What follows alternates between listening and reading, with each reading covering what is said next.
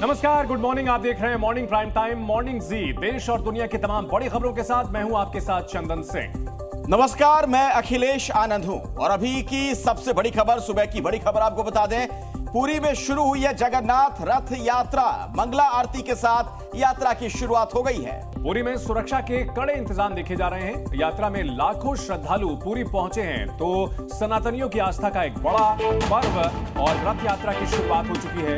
मंगला आरती के साथ इस यात्रा की शुरुआत हुई है। मनोरम तस्वीरें आ रही है जो कि हम आपको दिखा रहे हैं। बड़ी संख्या में श्रद्धालु यहां पहुंचे हुए हैं और भगवान जगन्नाथ, बलभद्र और सुभद्रा की इस रथ यात्रा को खींचने के लिए बड़ी संख्या में, लाखों की संख्या में सनातनी यहां पहुंचते हैं। रथ यात्रा के लिए देखिए सुरक्षा कवच भी बिल्कुल वहां पर तैयार है। हाईटेक इंतजाम इस बार किए गए हैं, चूंकि भीड़ बहुत ज्यादा होती है, किसी तरह की कोई अप्रिय घटना ना होने पाए, इसी के मद्देनजर प्रशासन बिल्कुल चाक चौबंद है, मुस्तैद है। इन तस्वीरों में भी आप देख रहे होंगे, सुबह सुबह हजारों हजार भक्तगण यहां पर मौजूद हैं। तो जय जगन्नाथ के नारों के साथ पुरी में रथ यात्रा की शुरुआत हो चुकी है और बेहद खास होती है ये यात्रा और इसके लिए सनातनी देश और विदेश से पुरी पहुंचते हैं। वैसे तो देश के अलग अलग हिस्सों में रथ यात्रा निकाली जाती है, लेकिन पुरी की जगन्नाथ यात्रा, यहां पर रथ यात्रा बेहद खास होती है और श्रद्धालु यहां एक झलक पाने के लिए बड़ी संख्या में पहुंचते हैं।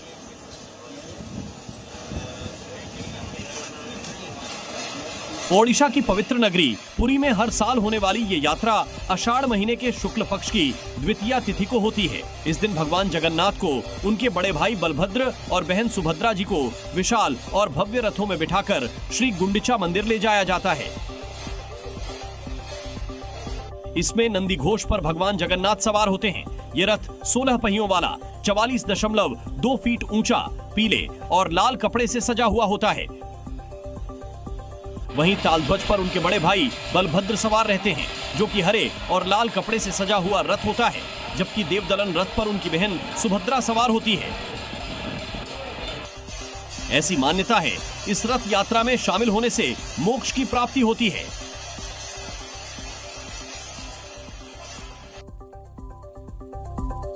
अहमदाबाद की अगर बात की जाए तो भगवान जगन्नाथ की 148वीं रथ यात्रा को लेकर यहां भी सुरक्षा इंतजाम चाक चौबंद हैं और यहां ऐसे इंतजाम किए गए हैं जो कि अब तक के सबसे हाईटेक बताए जा रहे हैं।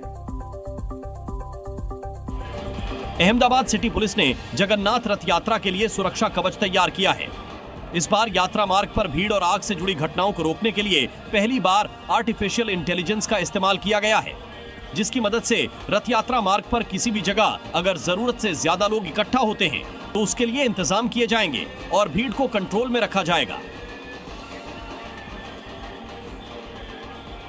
इसके अलावा सीसीटीवी, ड्रोन और बॉडी वॉर्न कैमरे के जरिए रथ यात्रा पर निगरानी रखी जा रही है। वहीं सुरक्षा बलों की बात की जाए तो रथ यात्रा में आईजी स्तर से लेकर पुलिसकर्मी, एसआरपी और रैपिड एक्शन फोर्स की बटालियनों सहित 20,000 से अधिक सुरक्षाकर्मी ड्यूटी पर तैनात किए गए हैं।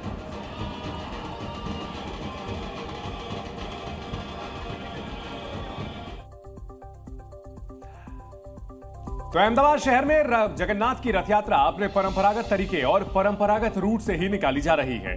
आपको बता दें कि हर साल की तरह रथ यात्रा की अगुवाई 18 गजराज कर रहे हैं।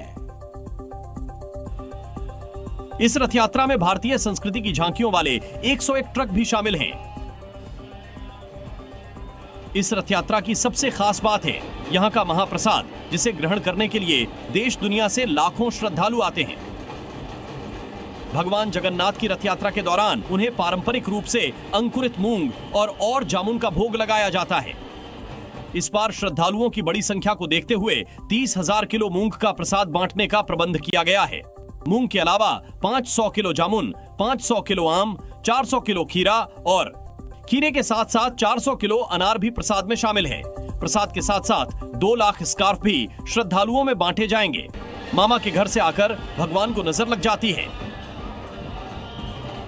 इसलिए भगवान की आंख को ठंडक मिले उसे ध्यान में रखकर खिचड़ी का प्रसाद चढ़ाया जाता है। और ये मॉर्निंग जी में आपको दिखाते हैं क्राइम से जुड़ी हुई 5 बड़ी खबरें। यूपी के कुशीनगर से एक दिल दहला देने वाली घटना सामने आई है, जहां चाकू से गोदकर मछली व्यवसायी को मौत के घाट उतार दिया गया। दिन दहाड़े हुई इस वारदात से इलाके में सनसनी फैल गई। वहीं इस हमले से स्थानीय लोगों में आक्रोश है, जहां लोगों ने हत्यारे को जल्द गिरफ्तार कर सजा देने की मांग की। फिलहाल पुलिस मामला दर्ज कर जांच में जुट गई है। वहीं हालात को देखते हुए मौके पर भारी पुलिस बल तैनात है। यूपी के संभल में दोस्त ने साथियों के साथ मिलकर अपने ही दोस्त को मौत के घाट उतार दिया। दरअसल युवक अपनी जमीन बेचकर 1.5 करोड़ रुपए के साथ दोस्त से मिलने पहुंचा था। रकम को देखकर दोस्त की नीयत खराब हो गई, जहां उसने 5 साथियों के साथ मिलकर युवक की हत्या कर दी और शव को गड्ढे में डाल दिया। जिसके बाद पुलिस ने कार्रवाई कर इस मामले में 6 आरोपियों पर केस दर्ज कर लिया और 2 लोगों को गिरफ्तार कर लिया। झारखंड के जमशेदपुर में पुलिस ने लूटपाट, रेस ड्राइविंग और डरा धमकाकर रुपयों की मांग करने वाले 10 आरोपियों को गिरफ्तार किया है, जिनसे पुलिस ने अवैध हथियार भी बरामद किए। आपको ये बता दें, आरोपी सोशल मीडिया पर स्मार्टी नाइट राइडर नाम से ग्रुप चलाते हैं, जिसमें वो तरह तरह के करतब के रील बनाते हैं। एमपी के भोपाल में ईडी ने बड़ी कार्रवाई को अंजाम दिया, जहां ईडी ने अलीराजपुर में शिक्षा विभाग में गड़बड़ी की शिकायत पर ब्लॉक शिक्षा कार्यालय के 6 ठिकानों पर रेड किए, जिसने टीम को फर्जी बिल से करोड़ों की सरकारी राशि में हेराफेरी मिली। टीम ने 3 बैंक खातों को फ्रीज किया, जिसमें 25 लाख रुपए की राशि थी। फिलहाल टीम कई दस्तावेजों को खंगालकर और सबूत जुटाने में लगी है। माना जा रहा है कि इस मनी लॉन्ड्रिंग के मामले में कई और नाम शामिल हो सकते हैं। आगरा में पुलिसकर्मी के साथ मारपीट का मामला सामने आया है, जिसमें ग्रामीणों ने पुलिसकर्मी को रस्सी से बांधकर बुरी तरीके से पीटा।